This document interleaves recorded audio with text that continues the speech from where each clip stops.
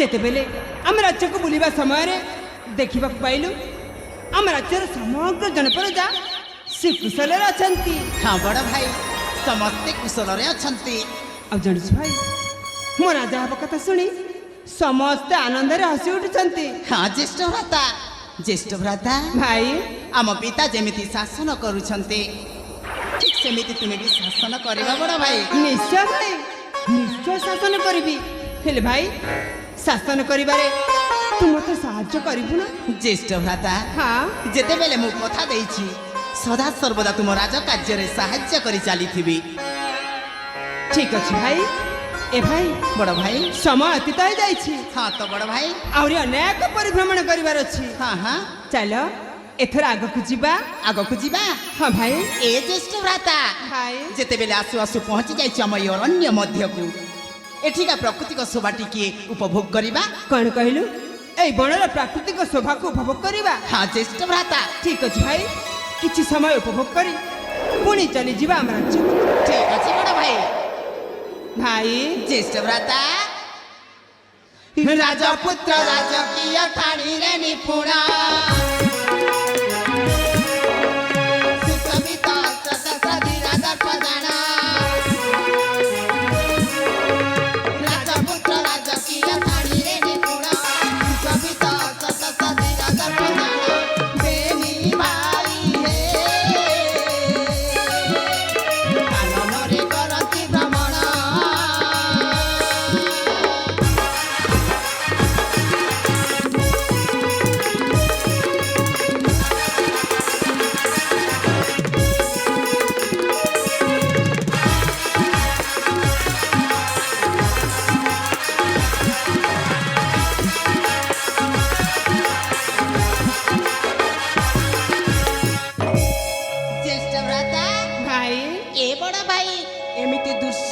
କେବେ ଦେଖିନଥିଲି ସତରେ ଭାଇ। ହଁ ଏ ଭାଇ ଭାଇ ଶାଗୁଆ ଶାଗୁଆ ରଙ୍ଗ ମାଖିଛି କାନନ ଲୋଭନୀୟ ଦୃଶ୍ୟମାନ ମହୁଛି ଯେ ମନ ଶାଗୁଆ ଶାଗୁଆ ରଙ୍ଗ ମାଖିଛି କାନନ ଲୋଭନୀୟ ଦୃଶ୍ୟମାନ ମହୁଛି ଯେ ମନ ଦୁଇ ଭାଇ ହେ ଏକ ମନ ଏକ ଆତ୍ମା ଜାଣ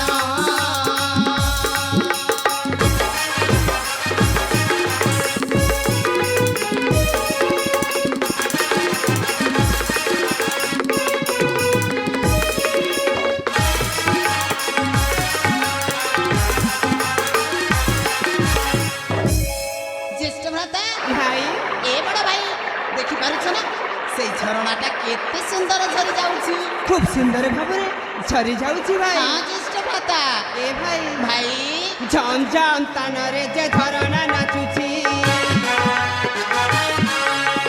সুলু সুলু পবন যে আরাম দেউছি ঝম ঝম তাନରେ যে ঝরଣା নাচুছি সুলু সুলু পবন যে আরাম দেউছি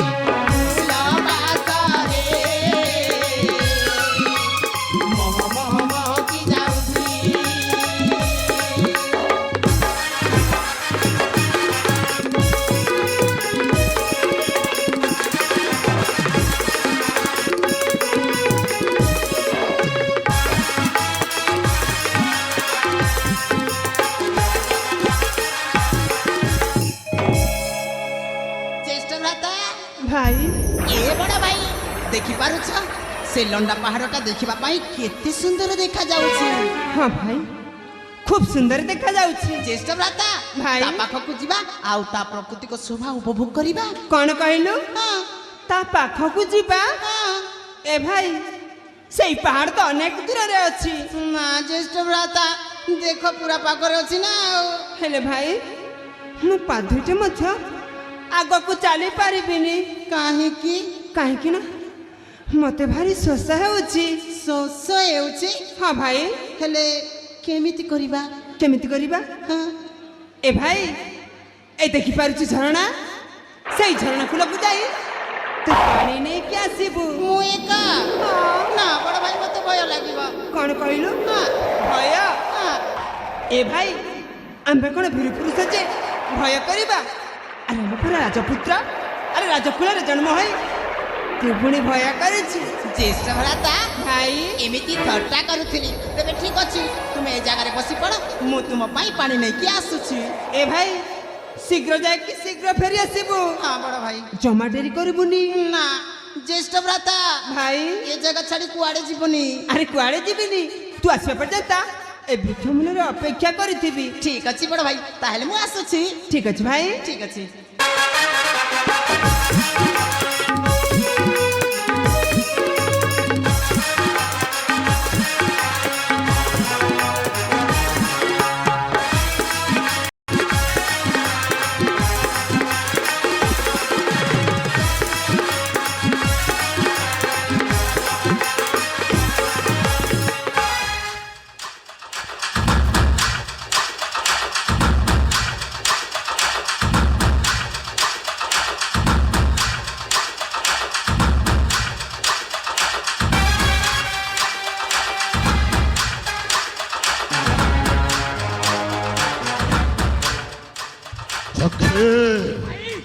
କ୍ରମେ କ୍ରମେ ବଣ ମଧ୍ୟରେ ଅନେକ ଦୂର ଚାଲି ଆସିଛି। ହଁ ଭାଇ।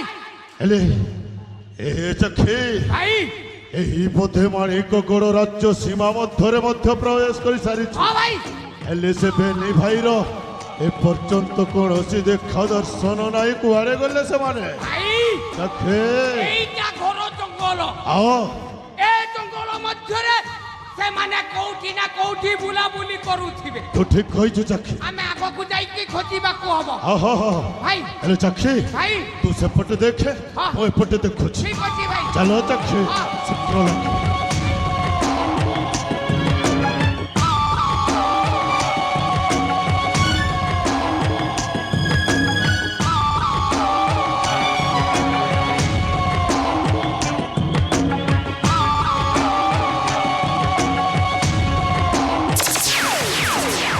ଭାଇ ଭାଇ এই দেখো ଏଇଟା କିଏ କିରେ? রাজা দেবদত্তর বড় পুଅ অক্ষয়। କଣ ହେଲା? ରାଜା ଦେବଦତ୍ତର ଜ୍ୟେଷ୍ଠ ପୁତ୍ର ଅକ୍ଷୟ ହଁ ଭାଇ। ତା ସାନ ପୁଅଟା କୁଆଡ଼େ ଗଲା?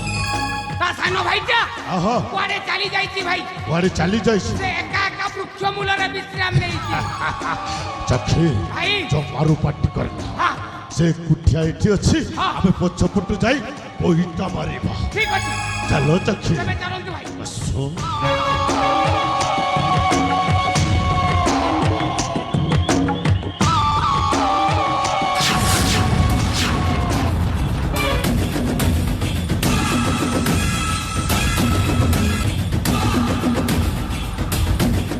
କିଏ କିଏ ତୁମେ?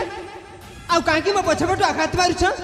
वाह वाह राजकुमार अक्षय बड़ बाबू वाह আজি तुमे देखेबाको अरे सुंदर देखा जाउछ। କିଏ କିଏ ତୁମେ? मते जमारू चिन्ह पारिबनी राजकुमार अक्षय। अरे जो समय तुमे छोट छोट थिल ତମେ ମାନେ ଛୋଟ ଛୋଟ। ठीक सही समय मु थिली दिने तुमरी राज्यर प्रधान सेनापति नामवर वनाग्नि। ବନାଗ୍ନି? हाँ वनाग्नि ହରମଜାଦା ତୁ ବଞ୍ଚିଛୁ? अब बच्चू छे। କଣ ହେଲା ଭାଇ? କଣ ହେଲା? चखे से हरामजाद अक्षय मोरी कालोरे चपड़टा मारी ତମ देला। ଗାଲରେ ଥାପଡ଼ ମାରି हाँ हाँ ए अक्षय तो এই মহাবল বাঘ উপরକୁ হাত উঠাইଛୁ। চল তু আছি নিশ্চয় মরিব। ଏ ଅକ୍ଷୟ କଣ ହେଲା ଭାଇ? ଗୋଟାଏ ଅଜଗର ସାପକୁ ତୁ ଖାଇଲା ଅବସ୍ଥାରେ ଥିବା ବେଳେ ହାତଟା ମାରିଦେଲୁ। ଯାହା କରିଛି ମୁଁ ଠିକ କରିଛି। ଏ ଅକ୍ଷୟ ଗୋଟାଏ ଛଞ୍ଚାଣ ପକ୍ଷୀ ଦେଖିଛୁ? ଛଞ୍ଚାଣ ଦେଖିଛି ଭାଇ। ସେଇ ଛଞ୍ଚାଣ ପକ୍ଷୀର ଆମେ ହଉଛୁ ଦୁଇଟି ଡେଣା। ଯଦି ଏ ଡେଣା ଦୁଇଟା ଏକତ୍ର ହୋଇ ତୋ ଦେହରେ ଯଦି ଝାମ୍ପି ପଡୁ তাহলে তো অবস্থা কোন হব জানিছো শলা তো জীবনর মরিଯିବ ମୁଁ କିଏ ଜାଣିଛୁ କେଳା ଆରେ ମୁଁ ହଉଛି ସିଂହ ଦେଖେ ଭାଇ ଏ କହୁଛି ସିଂହ ଆଉ ତୁମେ ମାନେ ହଉଛ ନୀଳ ବର୍ଣ୍ଣର ଶୃଗାଳ ଆରେ ନୀଳ ବର୍ଣ୍ଣର ଶୃଗାଳ ଯେମିତି ନୀଳ କୁଣ୍ଡରେ ପଡ଼ି ରହି ରାଜା ହେବାର ସ୍ୱପ୍ନ ଦେଖୁଥିଲା ଠିକ ଠିକ ତୁମେ ମାନେ ସେମିତି ସ୍ୱପ୍ନ ଦେଖୁଥାଅ ଆରେ ସେଥିପାଇଁ ପୂର୍ବ ପୁରୁଷମାନେ କହିଯାଇଛନ୍ତି আর কহি যাইছନ୍ତି କ୍ଷୀରରେ ଧୋଇଲେ ଖଣ୍ଡରେ ମୋହିଲେ ନିମକି ମଧୁର ହୋଇବ ଆନା ଆରେ ଯେତେ ପ୍ରକାର ବୁଝାଇ କହିଲେ ପରକି ଆପଣା ହୋଇବ আর কহিବାକୁ যাଉଛୁ ତୁ